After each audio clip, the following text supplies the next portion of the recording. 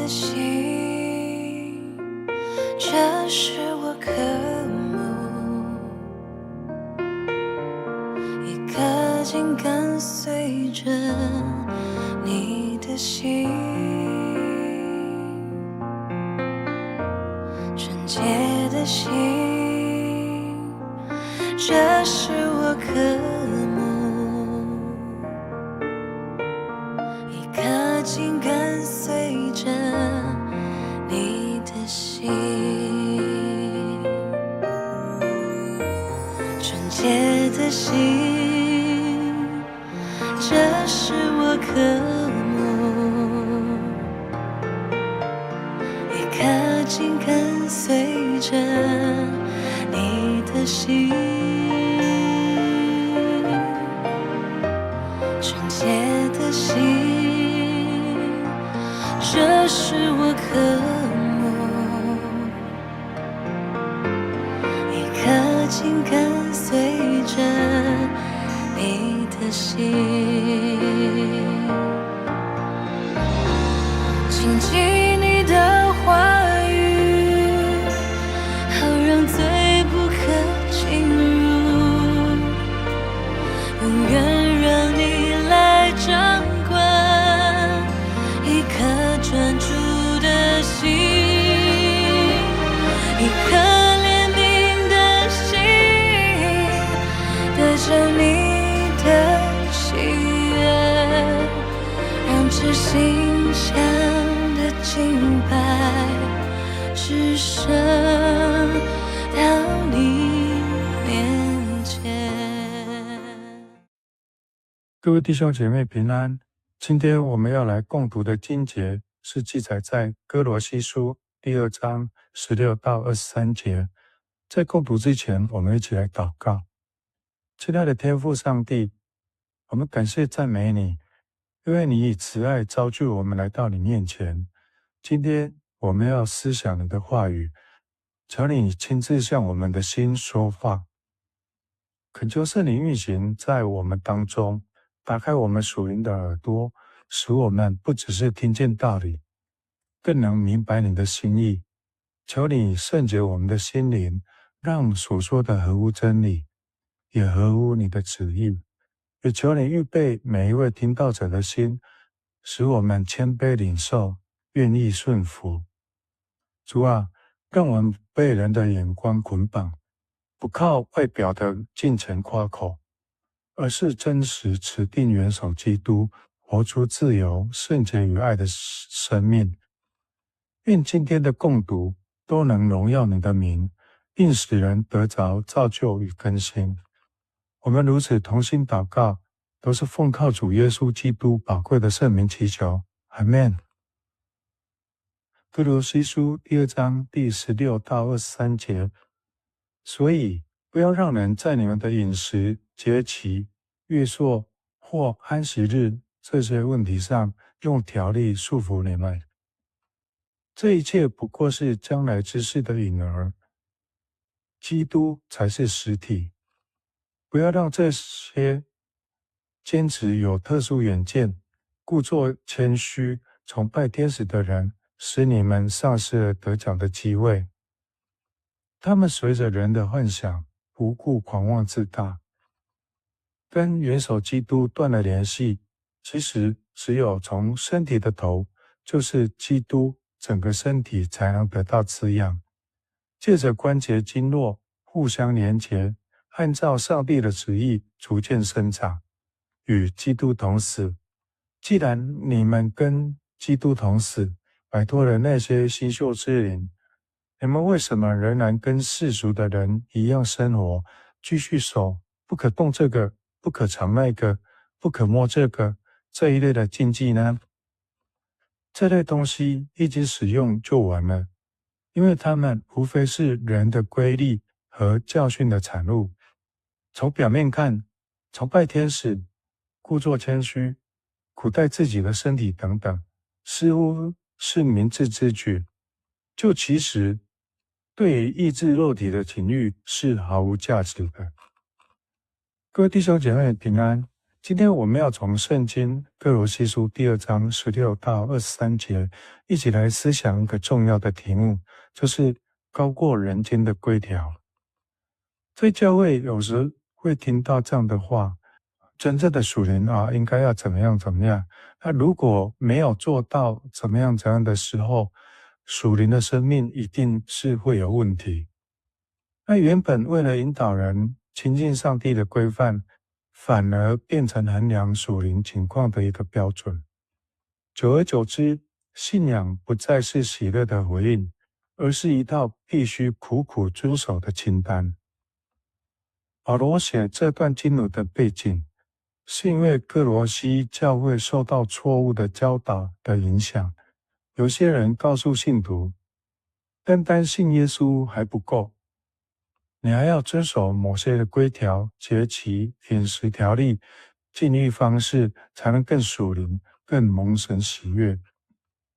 于是，信徒开始陷入一种压力，也就是自己会乱想：我做的够不够？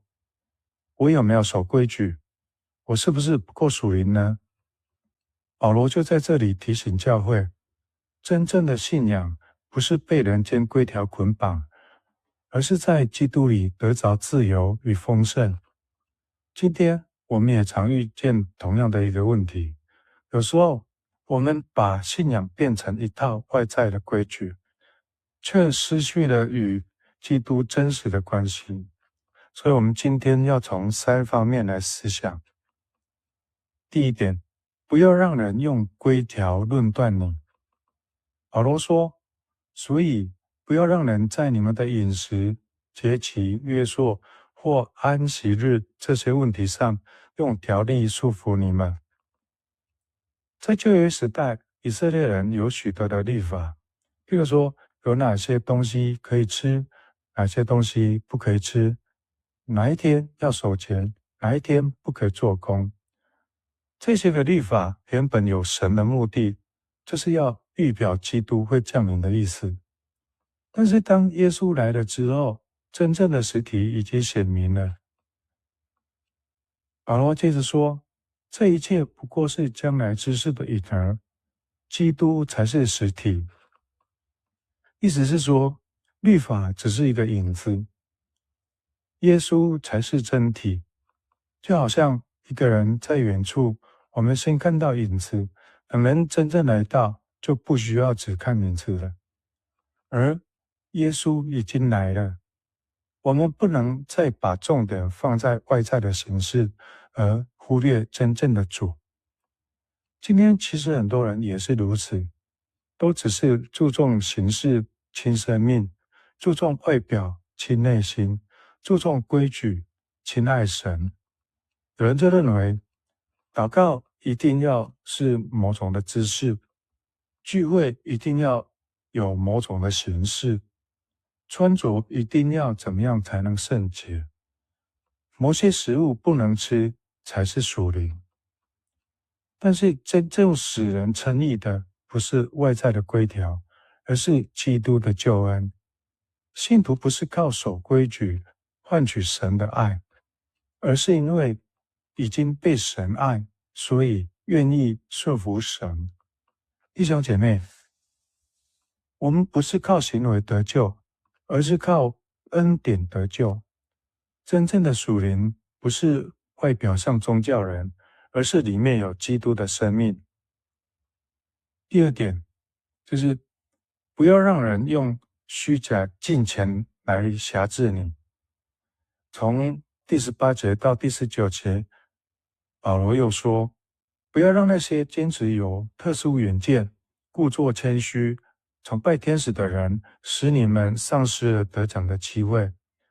他们随着人的幻想，无故狂妄自大。当时可能有些假教师表面看起来非常属灵，他可能表现得很谦卑、很神秘，甚至强调异象，强调天使，更强调特殊经历。他们让人家会觉得说，你若没有这些经历，就不够属灵。但保罗却说，这些人他们随着人的幻想，无故狂妄自大。原来有些属灵外表底下，其实藏着人的骄傲。今天教会里也可能遇见这样的状况，有人会把神秘经历、特别恩赐、外在金钱或者是属灵知识等当成是属灵高低的标准，甚至让人觉得说，你若不像我这样，就不够爱主。但保罗又提醒，真正重要的不是追求特殊经历，而是持定元首基督。在第19节又说，跟元首基督断了联系，其实是只有从身体的头，就是基督，整个身体才能够得到滋养，借着关节经络互相连结，按照上帝的旨意逐渐生长。教会真正的生命来源是基督，从来都不是人的制度，也不是人的规矩，更不是人的控制，而是基督。如果一个信仰让你越来越怕人，却没有更亲近耶稣，那就偏离了福音。真正健康的信仰是会让人更爱主、更自由、更有生命。第3点，真正胜过肉体的是基督生命。在20到23节，保罗最后提到，既然你们跟基督同死，还多了那些新秀之灵，你们为什么仍然跟世俗的人一样生活，继续守不可动这个、不可尝那个、不可摸这个这一类的禁忌呢？这里的新秀之灵，意思就是属世的规条系统。接着保罗列出那些规定，不可动这个，不可尝那个，不可摸这个，这个听起来很近前，但是保罗说，他们无非是人的规律和教训的产物，也就是说，很多只是人的传统，而不是神的心意。